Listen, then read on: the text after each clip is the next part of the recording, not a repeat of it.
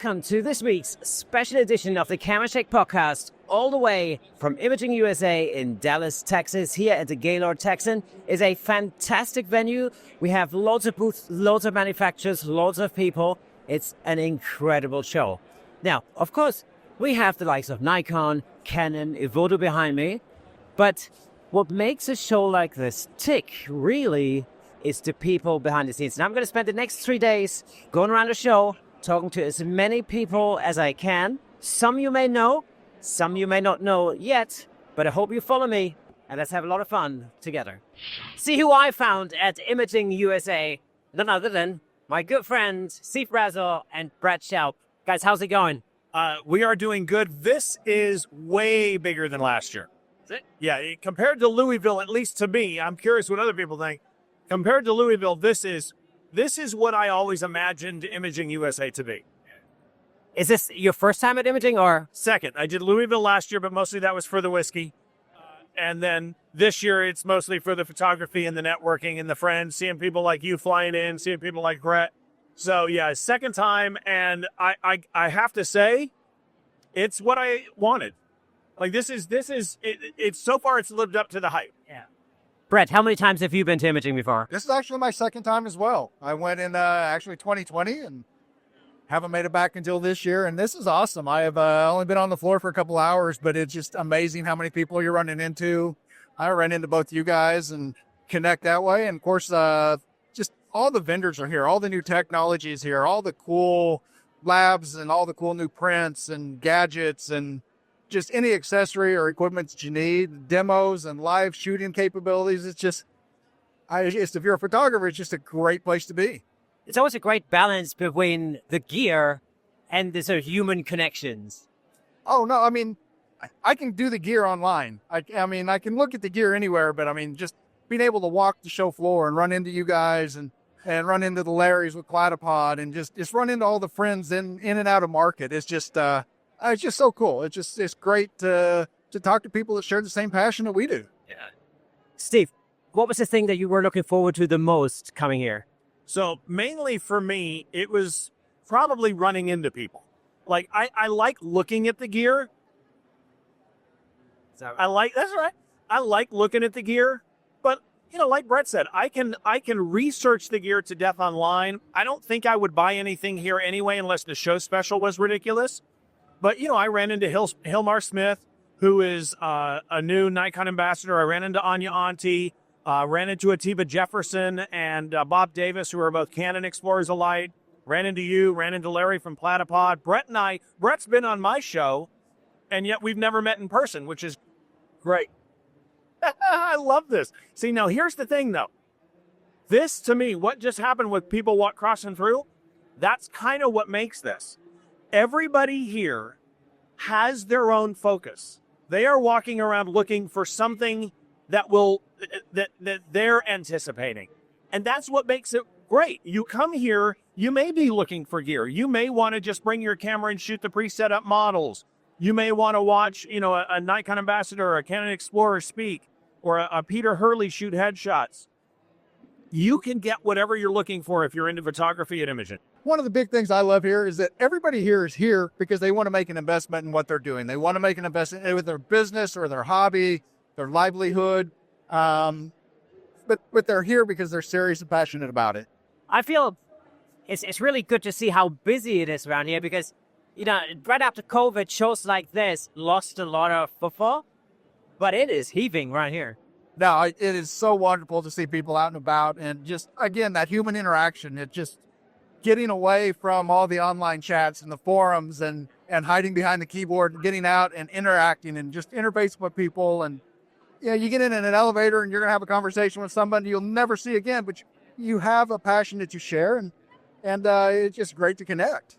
And you don't actually have to spend a lot of money at a show like this because, again, interacting with other photographers might just be the best thing that you can get out of a show like this. Yeah, I totally agree. And one of the other things, as he was saying how busy it is with everybody walking around, one of the things I find interesting about these if you've never done this type of a conference before, right? WPPI or Imaging USA or anything like that.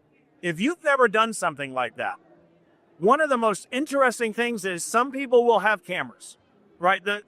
A lot of times it's the hobbyists that will end up having cameras on them. A lot of the pros are walking around. They're not shooting models. They're not shooting anything. The networking opportunities here are unprecedented. You will meet your photography heroes. You'll find out they're all just real people. You'll talk about photography all day long, which for me is kind of a heaven's place. It's hard to explain if somebody's never done a conference before. Like he's been twice, I've been twice, I've been to a bunch of other conferences. You do the photography show in London. If you've never done a conference like this, I highly recommend give it a shot once, even if you don't do the whole thing and you don't want to do the classes or workshops. Instead, I see this is what I'm talking about though. They're on a mission and that's awesome. Do at least this, do at least the expo, right? Get used to walking around and meeting people and reading name tags and saying hi and stuff like that. It makes it a lot of fun. Imaging USA is hands down one of the busiest photography shows out there. But I managed to sneak away from the hustle and bustle to catch up with my buddy Mark Wallace. We talked about what he's been up to and why this show is so important. Always great to chat with Mark. So I'm here with somebody you all know. How's it going? I don't think I have to even introduce you. You have to. I'm Mark Wallace. I'm sure people don't know who I am. Where are we? We're Imaging USA 2025 in Dallas, Texas, and it's been fantastic. How's it been for you? It's been amazing. It didn't feel like it was 3 days. It felt like 20 days to me. You were working hard, though. I was doing a lot of presentations and teaching, and my voice it's still holding out. But if you've never been to Imaging USA or WPPI, the big trade shows, what do you guys have over there? The photography show in London. Photography show in London. You should do it for two reasons, I think. Number one, and the overarching reason, is for the networking. Because what you're going to do is you're going to meet other photographers or companies or clients or whatever that might not help you immediately. But over the years, and maybe in 3 months or 4 months, they will be invaluable. And as you grow your business and your company, that network is going to be the thing that keeps you in business over your competitor. So I can't tell you how many times I've been at a show like this and just serendipitously have met somebody, and that conversation has changed everything for me. In fact, I'll give you an example. So way back in the day, there was a guy named David Hobby. David Hobby had this blog that was called Strobist. It was very, very popular. I remember it. Yeah, Strobist was the OG original place to get information about speedlights, lighting, anything camera. And so it was the premier place. And if you were on Strobist, it could make or break you. And David Hobby is a fantastic educator. So I was at Photo Plus in the in New York City. You can tell I'm a little tired. in New York City. And I'd gone to the conference on the expo floor. I'd done all that all day, and it was good. Mm-hmm. I was really tired, so I went back to not my hotel lobby, but somebody else's hotel lobby to meet them to have some food. And I was just waiting at the little hotel lobby bar, and who do I see 2 chairs over just hanging out but David Hobby. And so I'm like, okay, I'll give him some space. And he's like, hey, you here for the expo? I'm like, yeah. And he just started asking me some stuff. So I told him, like, hey, I'm now doing YouTube stuff. It was early days of my YouTube channel. I had a blog. It's just like 2006 or something, like early on. And he's like, well, have a drink with me. We ended up talking for like 4 or 5 hours. Yeah. And he gave me invaluable tips on how to create, how to plan content, how to work with other people, networking. He gave me names of people to talk to. And like that one accidental meeting sort of changed everything about my YouTube career. So that expo essentially created the opportunity for me to be the YouTuber that I am today. And it had nothing to do with the expo itself. It was just that peripheral thing. That's what happens at these shows. I think that's happened at every single expo I've ever been in. Something like that happens.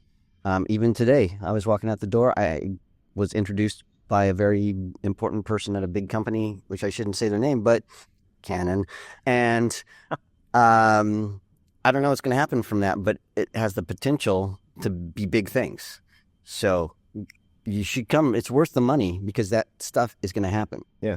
It's networking, and it feels like a family reunion because inevitably you're going to meet people time and time again, and you're able to build up these relationships, in real life. And I know we've just gone through a pandemic and, everything's, lots of stuff has moved online, but these events are invaluable because you actually get to see people and meet people in person. We are a good example. Yeah. We've known each other for years, actually. And we have never met. We've never met. Exactly. And yet, when we met for the first time, I immediately had that sort of, that sense of, I've known you for years. Yeah. It was not like, oh my gosh. And it's like, hey man, what's up? Yeah. It was very informal. Yeah. That is very, very, very true. The other thing that you get, in addition, there are like all these different classes that you can go to, mind-blowing stuff. You get to hear the speaker, like the people that you see online and in the magazines, the teachers, the photographers that you know and admire, they are here, and almost all of them are just walking around trying to meet as many people as possible. They're very available.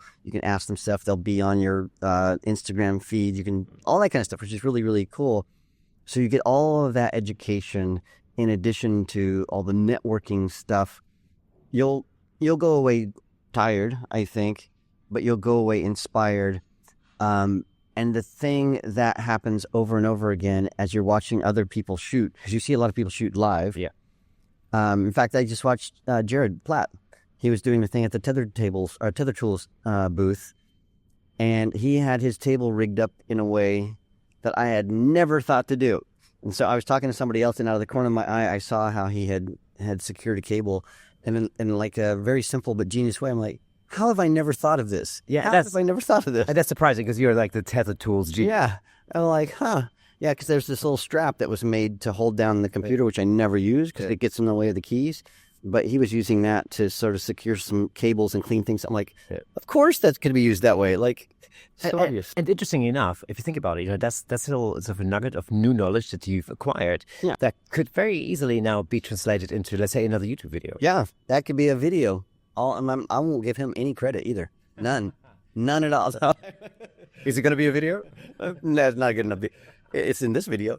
But that kind of stuff happens a lot for things like, oh, what microphone are you using? Is it working good? People asking like, what tricks do you have? Does this lens okay? And so you can get real-time feedback. The other thing that I think is really cool is on YouTube videos, you get people like me reviewing gear. Right.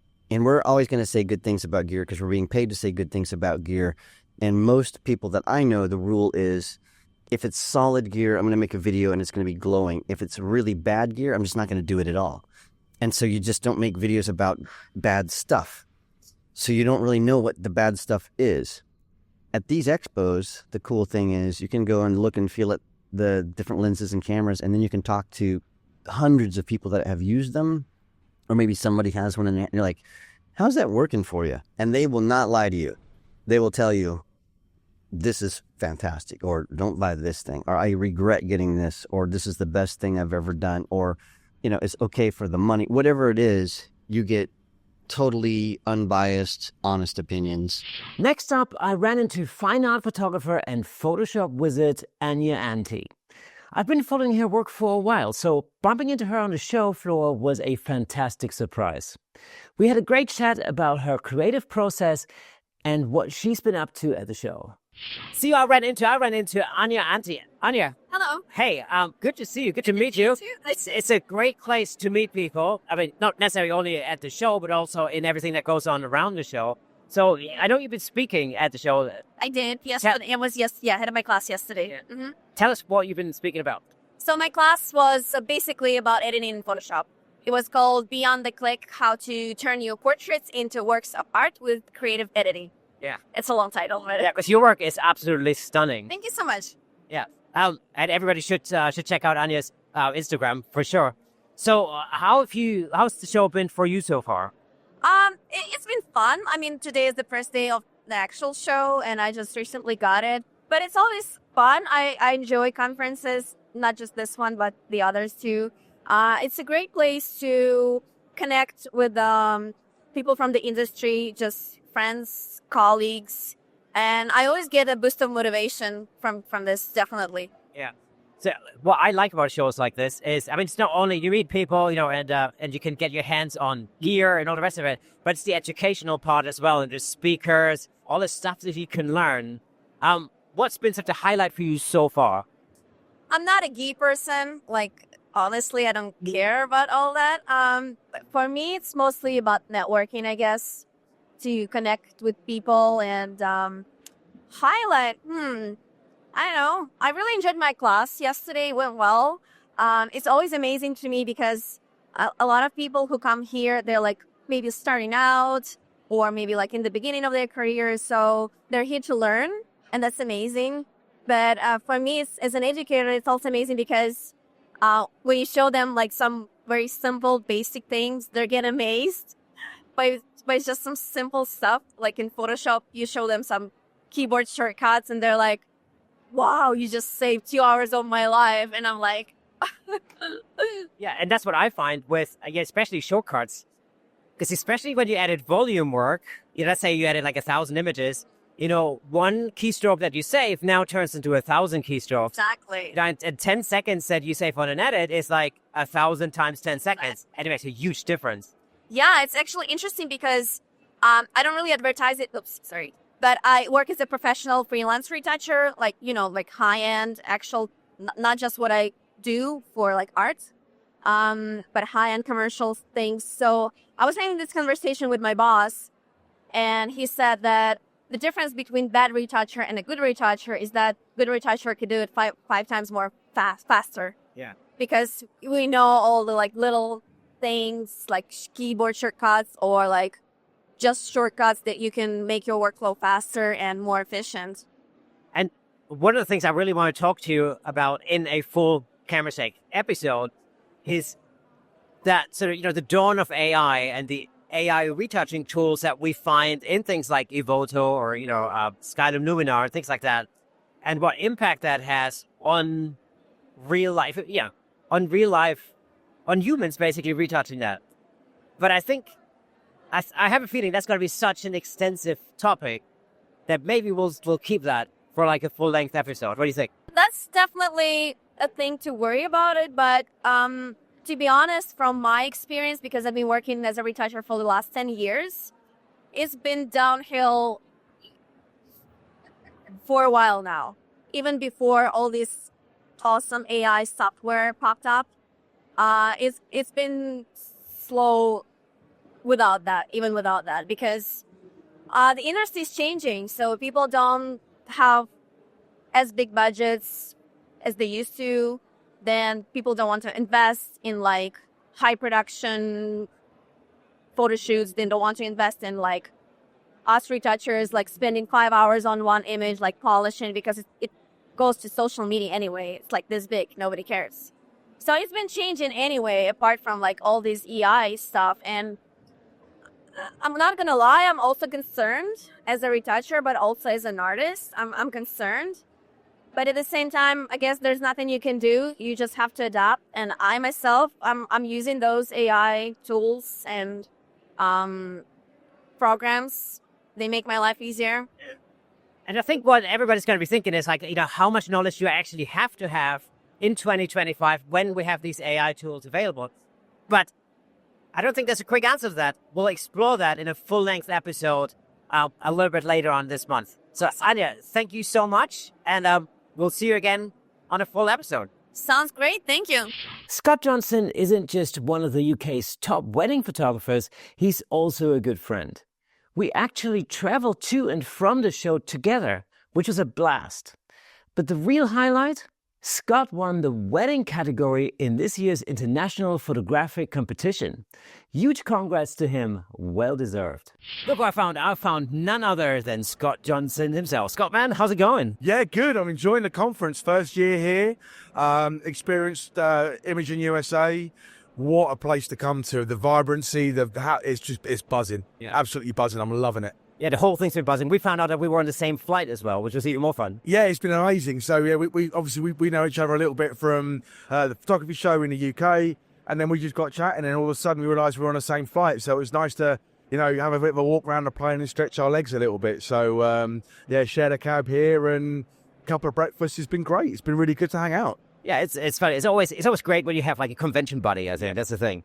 Now you're doing a number of things here. One of the things is actually let's talk about two things. One, I know you've participated in the International Image Competition, and your image made it quite far. Yeah, so the first year I've entered the IPC, which is the Imaging USA's version of their annual photographic competition, and one of my wedding images has made it into the final four. So it's got a platinum award, and then we'll find out tonight, Monday, if it wins. And if it wins, it gets a diamond award and a nice little cash prize. So and then it goes forwards to against everything, and then it could be an even bigger cash prize. So it could be a very, very good day today.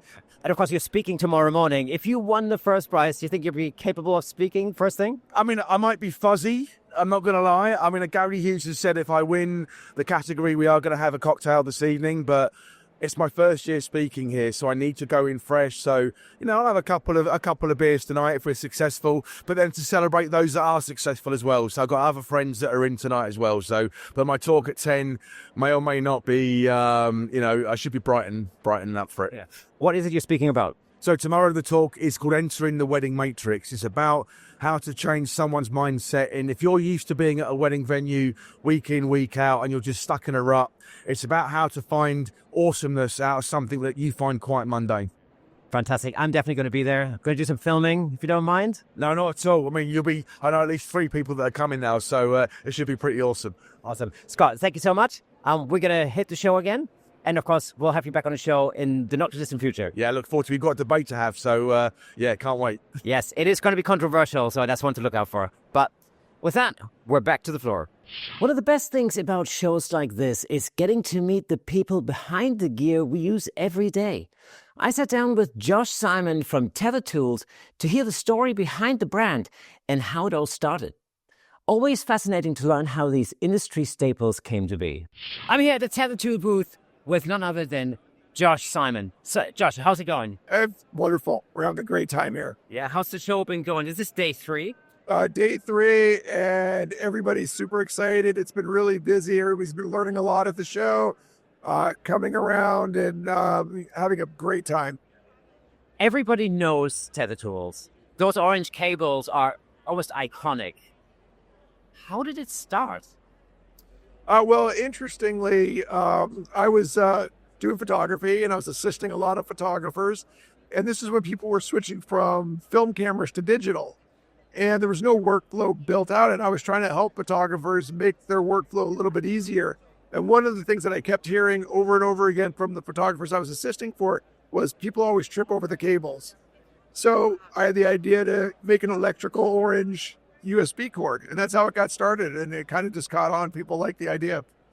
I have a lot to thank you for, because my studio space is tiny, and I've had exactly those situations where I used to have black cables and people would trip over it.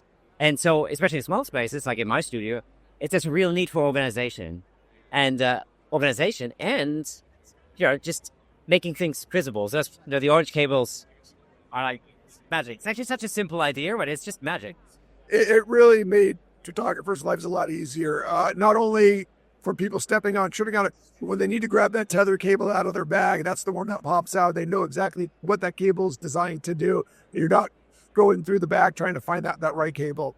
Did you start with the cable, or what was the first product you ever made? Yeah, no, actually, the first product was our table. Because I was assisting a photographer, and we went way out in the desert. We're in Arizona, and we did sand rails out into the desert. And we had this huge table that I had to put together with wing nuts on there, and it took like an hour just to set it up in the blazing desert. Yep. And I'm like, there's got to be an easier way to do this. And that's where I say, let me build you a table with a bracket that we can just put it right on a tripod, and we're good to go. And that's how Tethertools actually started. The cables came next. Yeah, that's super interesting. I'd love to have you on the show for a full episode where we explore the history of Tethertools a little bit more in detail if you're up for it. Yeah, sure. That'd be amazing. I know you guys are also going to be at the photography show in London in March. Right. Yeah, we're going to be there. We'll. I think we're there with the Flash Center. We're excited about that show. It's always a great one, and I'm really looking forward to it. Fantastic. And what is the latest product that you've got out? So at the show, we just launched our Optima 10G line. And what that does is it transfers the throughput. It's our fastest cable yet. We're at 10 gigabits per second. More importantly, though, is what we've done. We've prioritized data over power in this cable. So some of the Canon R series, the Fuji cameras, you don't have the ability to turn the power off while you're shooting tethered. All camera manufacturers recommend turning off the power, but with those cameras you can. So the power pushing through the cable has caused some issues with connections, drop connections, stability. But now this whole new line of Optimas remove that obstacle and seamless plug-and-play tethering. So now I finally understand why Nikon added 2 USB outputs on the new Z8. Yeah, he's exactly right. They're working around it that way so people can still charge and tether and not have any issues. Also, if you have the one USB port and your camera does turn off power, now you don't even have to think about turning it off before you tether because our cable's taking care of that for you. So you get busy on the set, you're setting up, just forget that minor setting. You can have all these issues during your tethering session. Now you don't even have to worry about turning that setting off.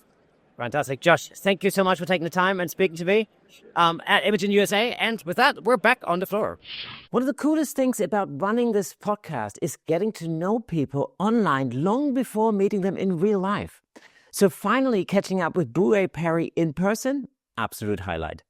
We talked about what he's been up to, his work as a competition judge, and of course, his role in running one of the best photo competitions in the world. I'm back here with none other than the very same Booray Perry. Booray, man, how's it going? It's going great. It's going fantastic. Finally, I can meet you in the flesh. Yeah. And I've realized you're actually three-dimensional. I'm actually what to who? Three-dimensional. Thank you. Three-dimensional. We got a crowd of people going into the expo behind us, so it's a little bit noisy out here. Yeah, but it's great to finally meet you. I've been on the show at least, twice now? Yeah. And there's this huge time difference between me being here and you being there. So it's always either like really late for one of us or really early for the other one. Yeah. And it's great to meet you in person. So how's the show been for you so far? Oh, I've never been to a bad Imaging USA. I'm usually pretty busy because we got to do the International Photographic Competition and I've got to do that and other things. But it's just the thing about coming to Imaging USA year after year is that at first it's all about education and your business and everything else, and you get the best stuff you want in the world. And then eventually it becomes about family reunion. Every time you come here, you can't walk 10 feet without running into somebody that you know, and I haven't seen you in forever. And at that point, you're stuck, you're trapped. You got to come every single year. And it's interesting because no matter who I've been speaking to, everybody's been saying the same thing. It is about making connections, meeting old friends, reuniting. It's almost like a family reunion. Yeah, very much so. But it's also a family reunion among people who you can call if suddenly you get a job and you don't know how to price it. But you do know Bob from Tennessee, who actually does nothing but this sort of job. And I met him at Imaging USA last year. So I'll call up Bob and say, Bob, how do I price this sort of thing? And Bob will say, well, this is what you want to think about. Or I've got a question about this flash, or I've got a question about how do I do this gig, or whatever. You'll meet someone at Imaging USA who does that better than you. And they are absolutely willing to help, And then, of course, you go into the expo and every vendor, every person that does anything with photography is in there. You get inspired just walking through the expo. I can't tell you how many times I've walked through the expo and seen a light and been like, I've never seen that light before. And suddenly I've got that light and I'm using it in a way that I hadn't even thought of. You know what I found really interesting was the International Image Competition over the last few days. It was so different from anything I've ever seen in the UK. Yeah.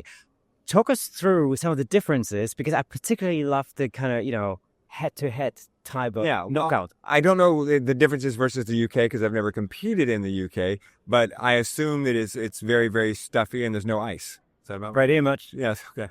The difference in the International Photographic Competition is a little bit different than some of the things we've done in the past, because we decided that we wanted to have a competition that was more fun, big prizes, and that Well, in America anyway, what competition does everybody follow and everybody loves it? And it's the NCAA tournament.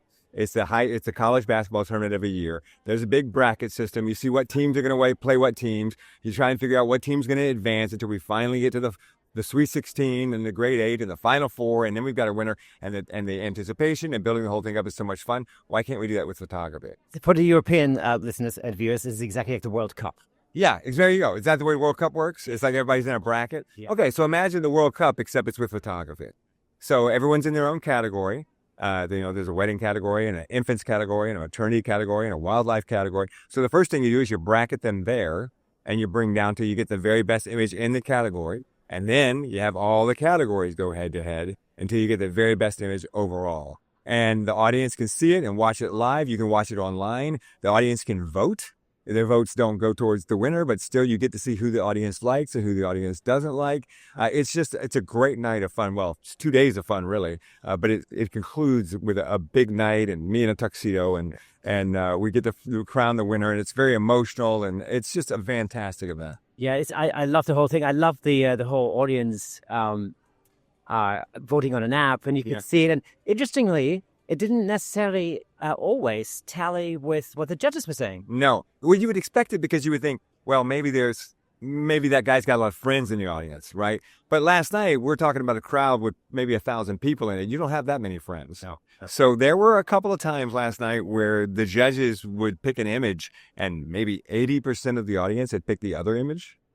And then you just wonder, what's that about? Because first of all, there's a couple things. Trained judges are a little bit different than people who aren't trained. And secondly, the judges are looking at the image on calibrated monitors, whereas you're looking at the image on just a big screen. So maybe the highlights look a little blown out, or maybe the darks are a little crunchy, or maybe I've just been walking around looking at the images today on the big monitors where we have them displayed and seeing a lot in those images that I never saw when I was actually hosting the competition. Yeah. So I sometimes chalk a little bit of it up to that the judges are really, they're in Technicolor, and you're kind of watching it on an old TV set out there. So I think, but maybe not. Art is subjective. Yeah. So it's a great new wrinkle to the competition that we now can see. Instead of just hearing people groan or cheer, we can see the numbers. 80% of the audience thinks you're wrong. Yeah, it was fantastic, and the ease of use as well with the phone app, it was superb. But this was the first time you've actually done the competition like that in comparison to the past. This was the second time. Oh, was it? Last year was the first time. This year was the second time. And we were talking the other day, I think it'll probably take 5 years before we really dial everything in, because it's very much a work in progress. And there's nothing is off the table.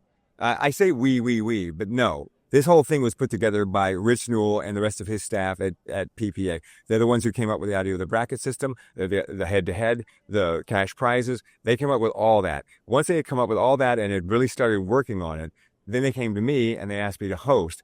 Now, if you ask me to get involved with something, you're not going to be able to keep me off the phone.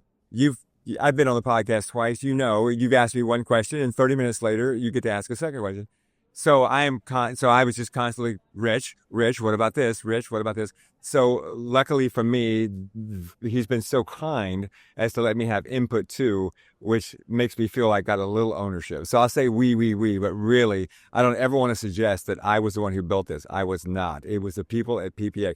And this is funny, when he called me and he told me all about it, he said, here's what we want to do. And he laid it all out. And I go, well, man, this just pisses me off. He goes, why? I said, because this is so great. I really wish I could have been in on the ground floor and helped build this, because I would like to have some ownership of this thing, because you've done a great job here.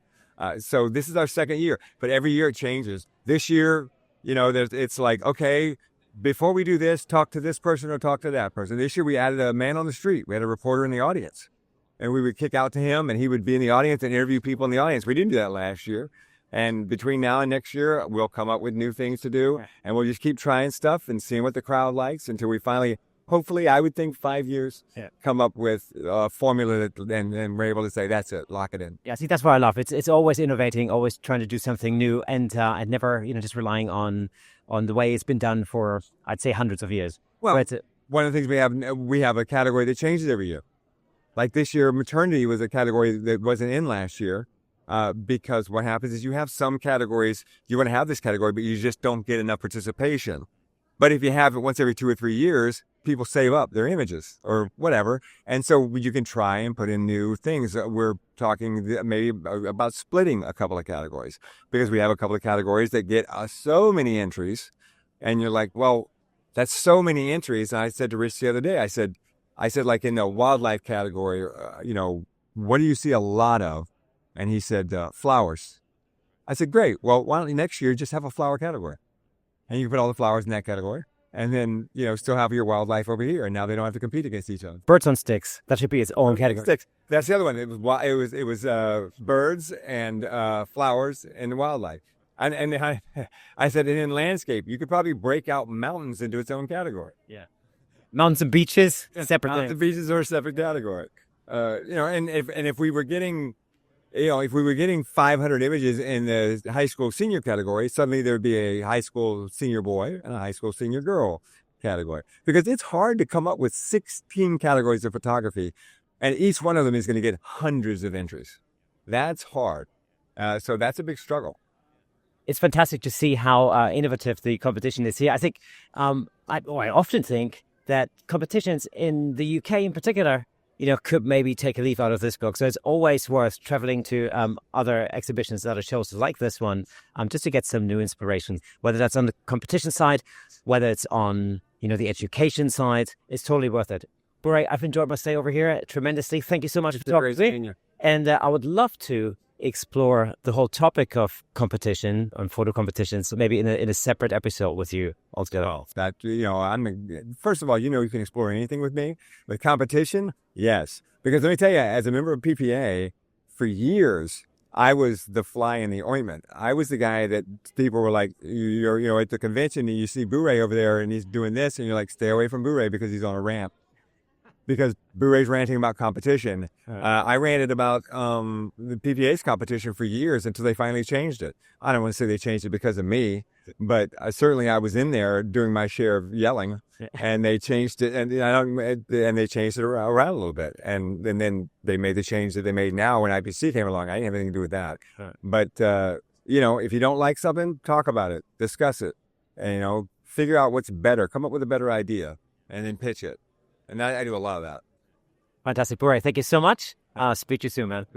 If you know Bob Coates, you know just how passionate and skilled he really is. Having him on the podcast recently was an absolute pleasure, but meeting up with him in person at Imaging USA, even better. We had a great chat and caught up on everything he's been working on. So we're here with Bob Coates. Bob, it's an absolute pleasure meeting you in real life for the first time. Yeah, Kirsten, it's great. We had a great conversation on your podcast. Yes. That was great before. Yeah. So what do you think are sort of the main attributes to coming to a show like Imaging USA? Oh, man, when you get to conventions, if you approach them the right way, you can take so much out of them. If you approach them the wrong way, you have a good time, and then next year you come back and you're going, oh, yeah, I remember hearing that, and I meant to do that, and I meant to do that and that. So one of the things I recommend is making sure that when you get to classes and you take some notes, but don't get crazy about it. Don't try and write down every word that the speaker's sharing, or you're not going to absorb anything. Take down the highlights, maybe 5, 6, 7 from any one program. And that's on one sheet. And then you do another sheet. Next program gets 5, 6, 7. Then after the convention is over, this is the big part. Set aside a half a day and get your calendar out and go through it and make those action items and put them down on the calendar that you're going to work on them at such and such a time. And you're going to do, whatever it is that you're going to do, and make it happen. Because if you don't do that, you kind of go back and go, oh man, I forgot. You know what I love about this convention is there's so much education going on in like lots of different breakout rooms all over the show. And I love the fact that you could approach it in a number of different ways. You can either intensify the knowledge that you already have by taking, for example, classes that, improve your headshot lighting technique, for example. But there's also so much stuff that can just broaden your horizon in general and teach you new things and new skills in genres of photography that you may not even have thought you might be interested in? Well, everything cross-pollinates, and I've worked in so many different genres. When I first started as a commercial photographer, kind of did some weddings on the side, which I'm not doing weddings. I'm a commercial photographer, right? And embraced wedding photography big time, and then worked back out of it, and then fine art and teaching.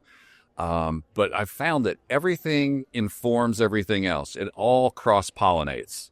So as you go along, if you're a wedding photographer, don't say, I'm not going to go to a commercial class because you don't do commercial. You learn lots of techniques. So my shooting weddings under pressure and being fast and stuff helped my commercial work. And shooting things, specifically getting lighting or finding lighting, informed my wedding work and my artwork, so everything kind of builds upon everything. So don't blow off a class just because it's like, oh, that's not what I do. Yeah. Bob, you've been known for really being a genius in so many different genres of photography. And I've noticed that you have tons of different awards and things on you. Just talk us through some of those. Okay. So basically, these are degrees and service to the industry. So each one of these little gold bars is worth 25 points. And the ones below that. So it's recognition within the industry. Now, these are not on just, look at me, I'm all covered with all sorts of stuff. These are permission to ask questions. When you see people with stuff like this, you got to know that they are people who give back to the industry, and they have probably a pretty good education, and they're doing really well. So when people see this, you shouldn't be intimidated. You should go up and say, hey, wow, tell me about that, and start the conversation. It's an door opener. And we're actually charged by the Professional Photographers of America. Once you earn a degree, when you go to professional events, you should be wearing this stuff. And again, it's for that reason. Fantastic. I've seen you over the last couple of days doing all sorts of different photo shoots all over the place, in like corridors and down the hall. What was your favorite thing so far at the show? For photo shoot? For my own little personal snag some stuff from here. It was basically there was a fountain that was framed by a door, and the reflection on the ground inside, and just the combo of that. That just kind of, it was like, wow, it's not often that you see a beautiful fountain framed that way. So that was one. And I always play. I carry my camera with me all the time, and because if you don't have a camera, you ain't making no pictures. Yeah, that's the thing. I don't know how many people have asked me in the run-up to this show. I was like, shall I bring my camera? And I always say, yeah, why wouldn't you? I mean, this is the place. Yeah, you don't need everything. You don't need the whole kit. I have a single lens that's got a, nice range, a little 12 to 200. And so it's, nice range. I can go wide. I can zoom in. I can play. I was shooting some koi this morning, down by the thing there. But always, just...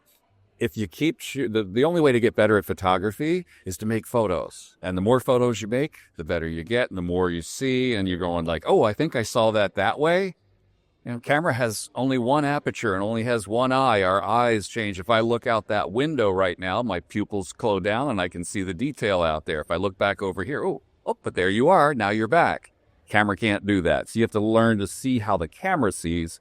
And once you learn to see how the camera sees, then that starts the real creative process. There you go. And with that little nugget of wisdom, we're back to the floor.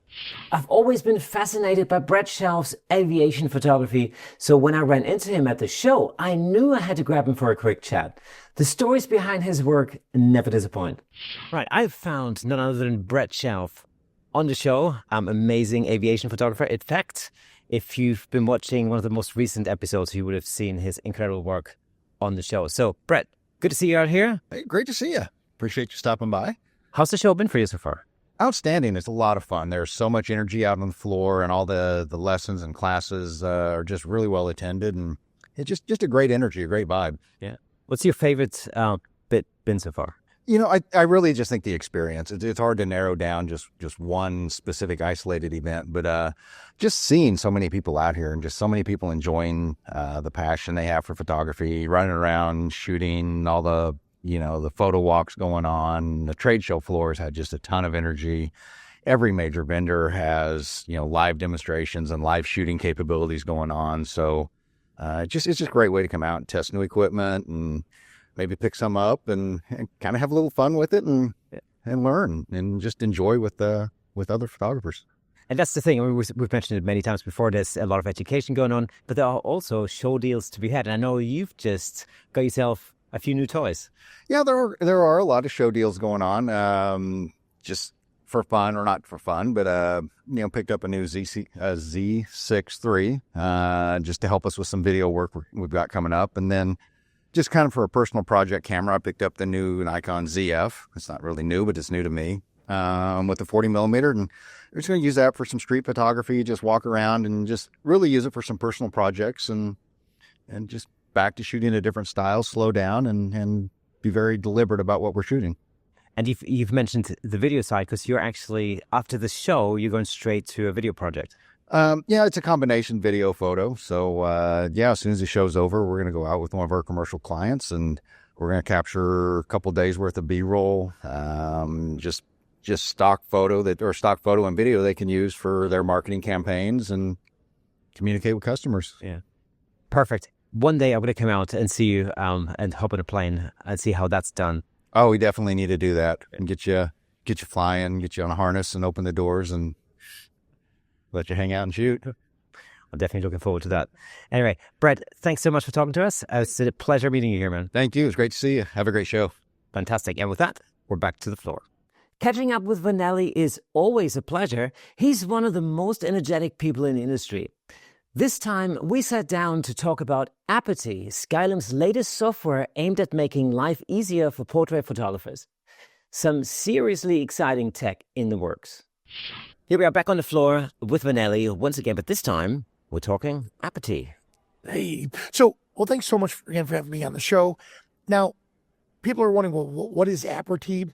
Because you all know me from Luminar Neo and Skylum. So it's Skylum's version of a portrait editing tool for photographers. So what Luminar Neo did for landscape photographers, I'm not a landscape guy. I'm a portrait and sports guy.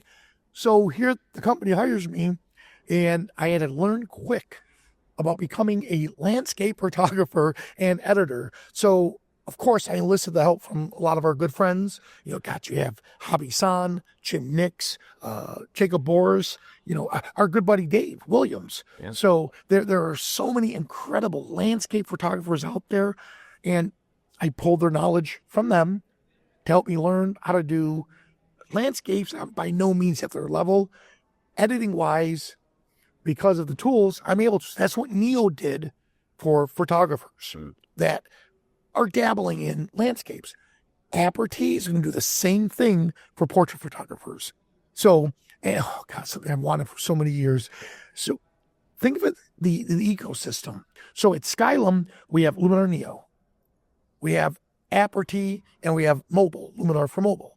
So where Apathy fits in, it's strictly a portrait tool for photographers. So how you have Lightroom and Photoshop, where Neo was created because features that Lightroom weren't developed or designed to do, that's where Luminar Neo came in. But and those features that they couldn't do would take years to master in Photoshop.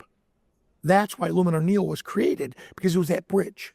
And you could use it as a plugin for Lightroom or Photoshop. Same thing with Apathy, Lightroom. You can use it as a plugin for Lightroom or for Photoshop.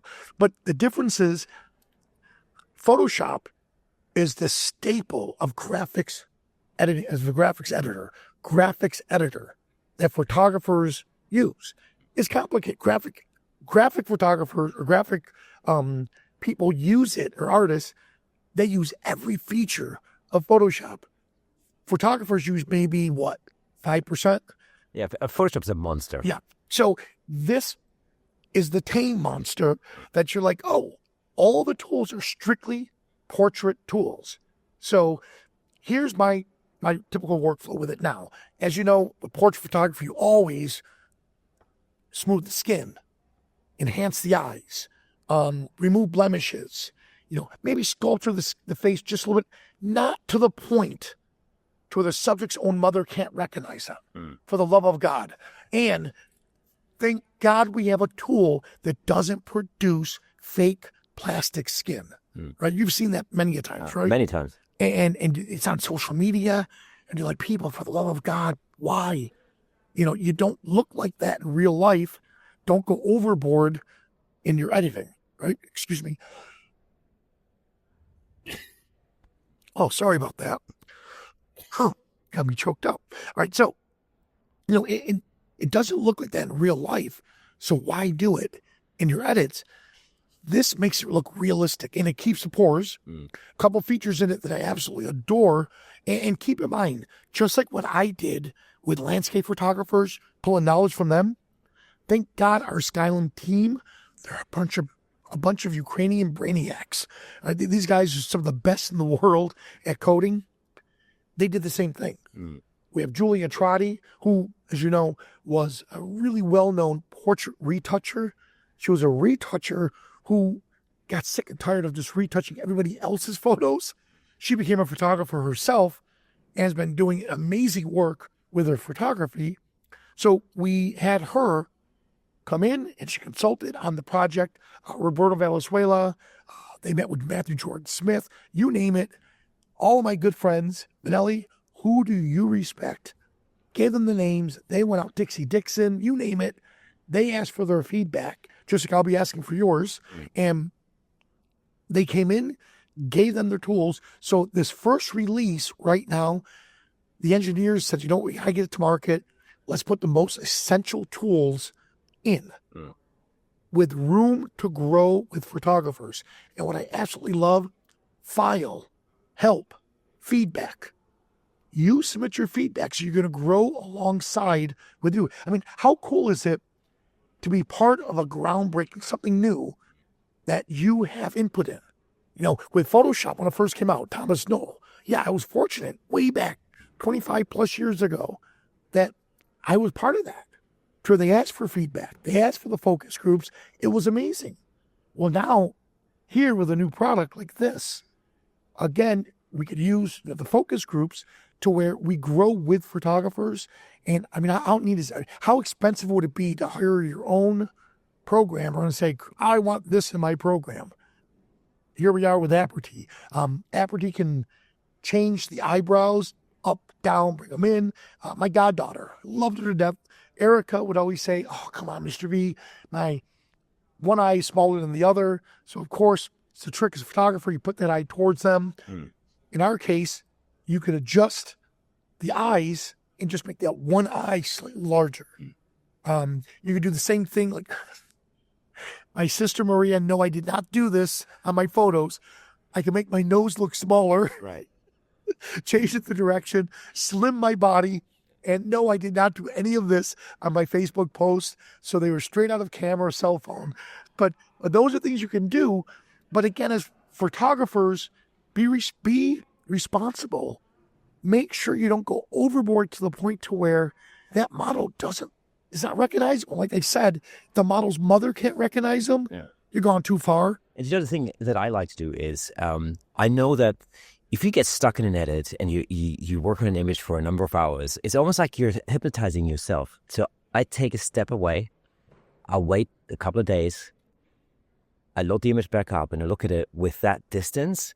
And very often you can see the things where you've gone overboard. Yes. All of a sudden they glare at you, whilst beforehand you're so in the edit that you're compensating, and you just don't know when you've gone over the top. So I'm going to move Dave Williams. I just replaced you as his best friend. Want a trick? Save it as a preset. Exactly. And ready for this? Once you save it as a preset, dial the preset down to 80%. Now, you know what that just did? It took all of your edits and all of your tools, and it made it to where you're like, here's 100%, here's 0%. Ooh, looking good for around 50 to 80%. And boom, the magic number is around 75 to 80%. And there you have the realistic tool. Now, as for the workflow, what I like to do, so in Aperty, yes, I can, because using the knowledge from Neo, we came in like background removal, for example. But instead of background removing, because we're not going to do that in Aperty, we're live at the show. Yeah. So here we'll very live. We're excited too. All right, so the service desk to clear up any of your last minute things. You always cut this out. That's it. Do not write down B30. Please do not strike your items until that time. Please remember that our format needs to come up first. Please do not have any of your boxes and the how you break it up in pieces. Make sure you break down your inside so that it get out garbage.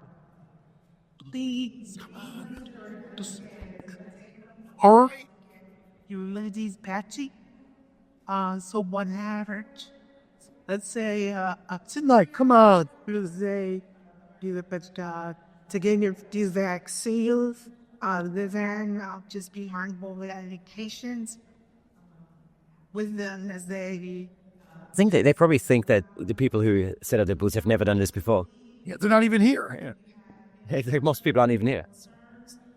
Now, what time's the start sheet? 11:30 or something? 11:30, yeah. Oh, it's always ill. I think it is. I mean, I'm pretty sure. Yeah, 11:30, yeah. Last day. I just get to run. Hey, quiet. There's a run up in a minute because a friend of mine is speaking. So.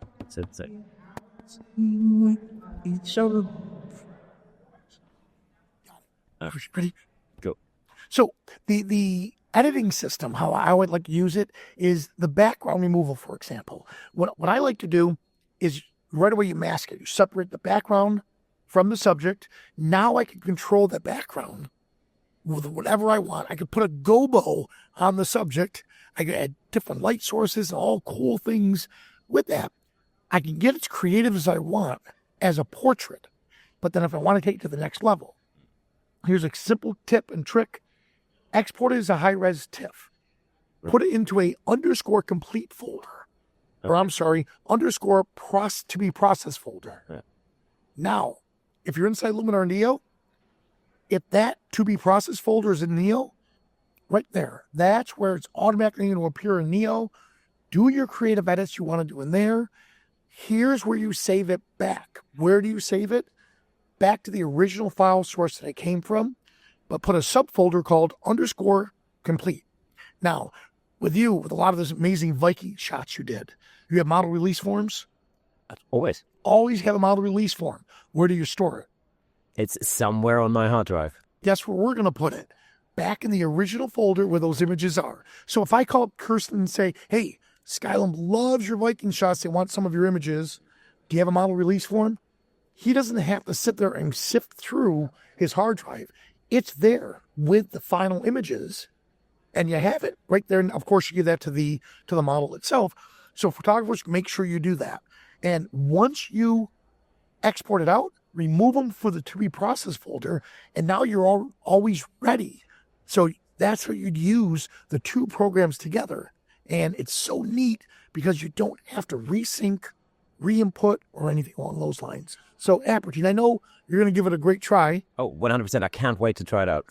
Awesome. And give me your honest and true feedback. And that's what we want from everyone. Look with a critical eye, speak with a positive mouth. So if you have suggestions, let us know. Because, again, the team is always open-minded. And I love the fact that they're here for us portrait photographers. And I can't wait to see the stuff all of you create. Next, I ran into Pulitzer Prize-winning photojournalist Kevin Painchaud. He was on the podcast last year, and his story really stuck with me. So when I spotted him outside the busy show hall, I had to grab a few minutes to catch up. Now we're back with none other than Pulitzer Prize winner Kevin Painchaud. Kevin, man, great to see you at the show. Dude, it's so great to see you. It's super exciting, and it's just been a fun show. Yeah, it's been a fun show. I remember your episode really well. What an incredible story. Check it out. I can't remember what the number was, but it was amazing. And congratulations for winning the Pulitzer Prize for it. Yeah, thank you so much. It's been a whirlwind. After doing the Pulitzer Prize, it's just being recognized by the industry and fellow peers and stuff's just been an amazing experience. And just been humbled to be able to have that prize. Yeah, and you've had the ceremony since we spoke, only fairly recently. What was that like?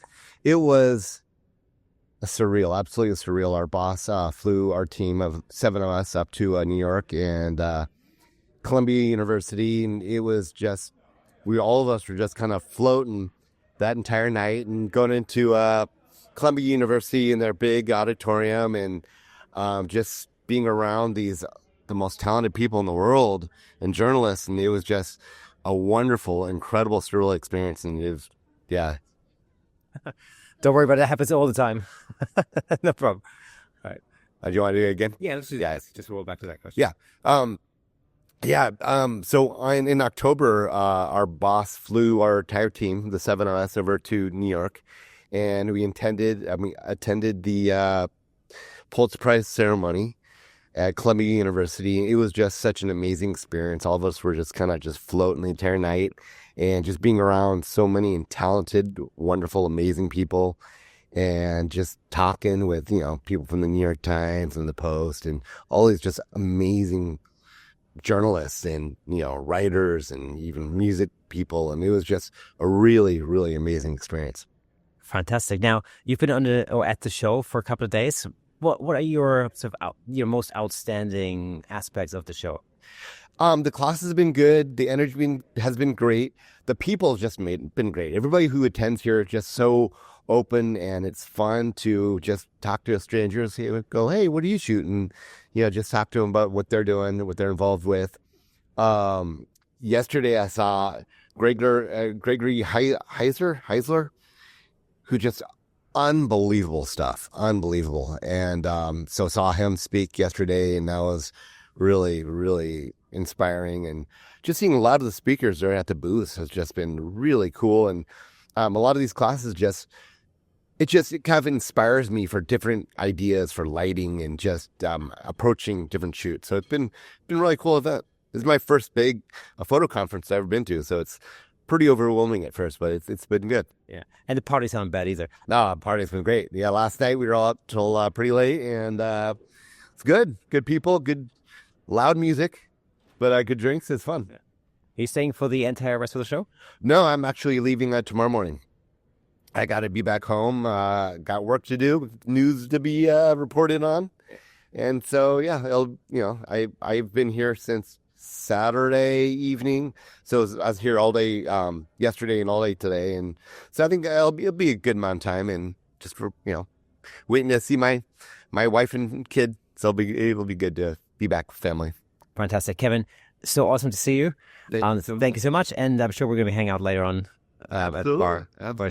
Absolutely. Awesome. And with that, back to the floor. What makes a show like Imaging USA so special isn't just the deals on gear.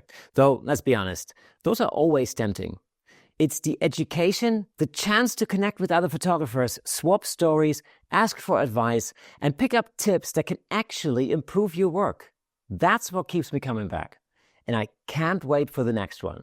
That's it. We have come to the end of this week's episode. It was absolutely amazing here at Imaging USA in Dallas, Texas. What a fantastic venue. We had so many conversations, met so many people, a lot of people who've been on the show before, so make sure you check out those episodes. I also want to say a massive thanks to our sponsor, Platypod, who are just right next to me, without whom it just wouldn't have been possible. So make sure you check out, whenever you have an opportunity, check out a show like this. This is going to happen again next year in Nashville, Tennessee, or if you're in Europe, or you can make it across the pond, join us in about a month's time over in London at the photography show, the TPS, at the Excel building in London, England. We're there from March the 8th to March the 12th. It's going to be absolutely amazing. Remember, it's not just about the gear, it's about the education, and it's about the people. So join us again next week for another episode of the Camera Shack podcast. Until then, make sure you hit subscribe, like, do all the kind of stuff that YouTubers tell you all the time, and keep listening. And again, I'm very grateful to have had the opportunity to meet a lot of you here at Imaging USA. So I'll see you next week.